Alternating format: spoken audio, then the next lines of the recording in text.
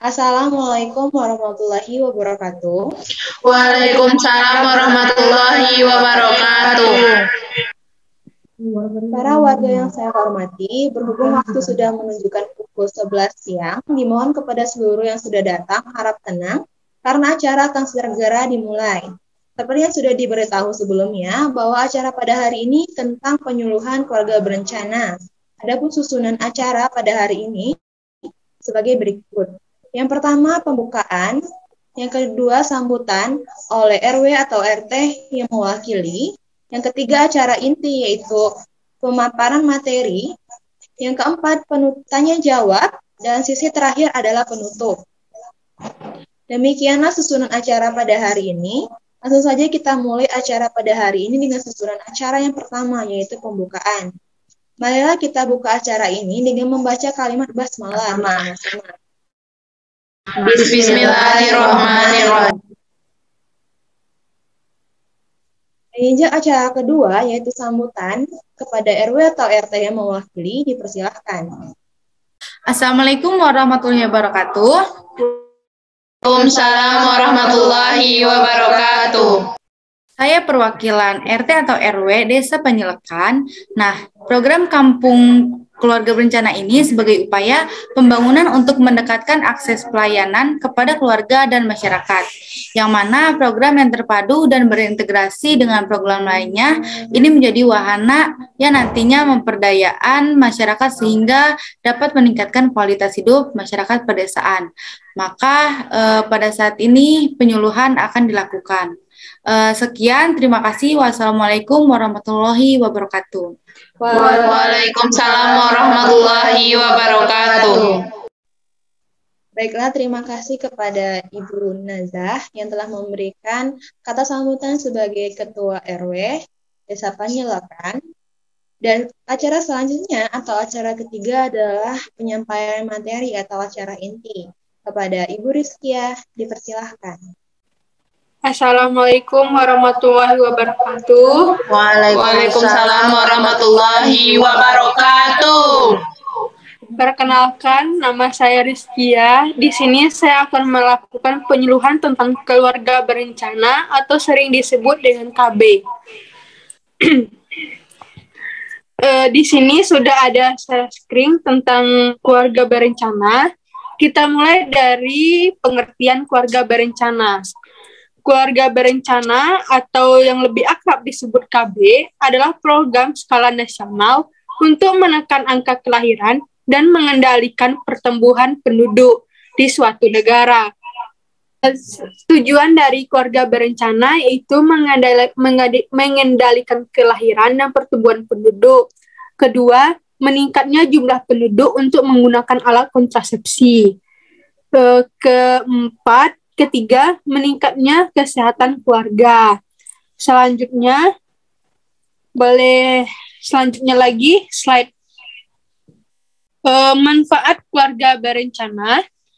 Yang pertama ada mencegah kehamilan yang tidak diinginkan. Karena di Indonesia ada sekitar 20% insiden kebobolan hamil atau kehamilan yang tidak direncanakan. Dari total jumlah kehamilan yang tercatat pada populasi pasangan menikah, ini menandakan bahwa akses informasi dan pengetahuan alat kontrasepsi masih tergolong rendah. Kehamilan yang tidak direncanakan bisa terjadi pada wanita yang belum atau sudah menikah, tetapi sedang tidak ingin punya anak. Kejadian ini juga bisa saja terjadi karena waktu kehamilan yang tidak sesuai dengan yang diinginkan. Misalnya, jarak usia anak pertama dan anak kedua terlalu dekat. Yang kedua, mengurangi resiko aborsi. Kehamilan tidak diinginkan sangat berisiko meningkatkan angka aborsi ilegal yang bisa berakibat fatal. Sebab pada dasarnya, hukum Indonesia menyatakan aborsi adalah tindakan ilegal dengan beberapa pengecualian tertentu. Tindakan aborsi sangat diatur ketat dalam Undang-Undang Nomor 36 Tahun 2009 tentang Kesehatan dan Peraturan Pemerintah Nomor 61 Tahun 2014 tentang Kesehatan Reproduksi.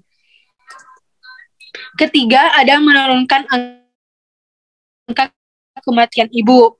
Merencanakan kapan waktu yang tepat untuk hamil dan mempunyai anak nyatanya menguntungkan buat kesehatan wanita. Kehamilan yang tidak diinginkan dan tidak direncanakan dapat memperbesar peluang risiko sebagai komplikasi kehamilan dan melahirkan termasuk kematian ibu. Keempat, mengurangi angka kematian bayi. Wanita yang hamil dan melahirkan di usia dini berisiko lebih tinggi melahirkan bayi prematur, lahir dengan berat badan rendah, dan kekurangan gizi. Berbagai laporan bayi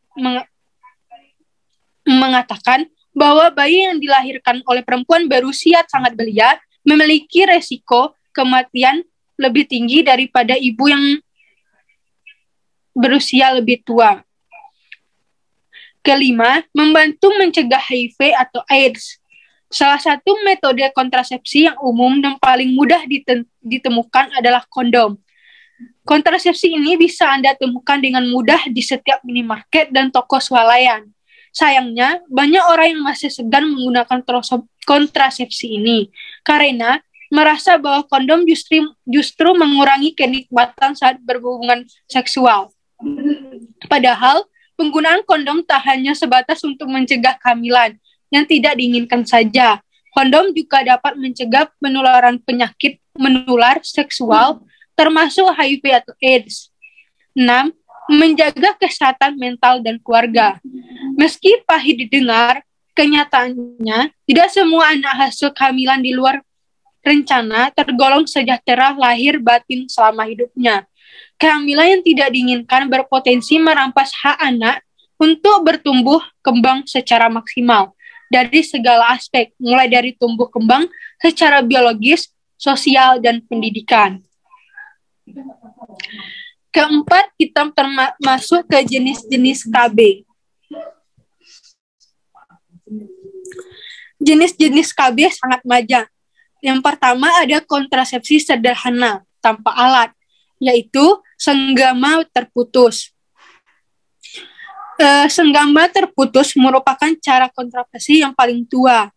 Sebagaimana biasa, tetapi pada puncak senggama, alat kemaluan pria dikeluarkan dari liang vagina. Nih, yang pertama ada kontrasepsi sederhana tanpa alat. Yang pertama, senggama terputus merupakan cara kontrasepsi yang paling tua. Senggama dilakukan sebagaimana biasa, tetapi pada puncak senggama, alat kemaluan pria dikeluarkan dari liang vagina dan sperma dikeluarkan di luar. Cara ini tidak dianjurkan karena sering gagal. Karena suami belum tentu tahu kapan spermanya keluar. Kedua, pantang berkala. Jangan ketawa. Jangan ketawa dikit lagi.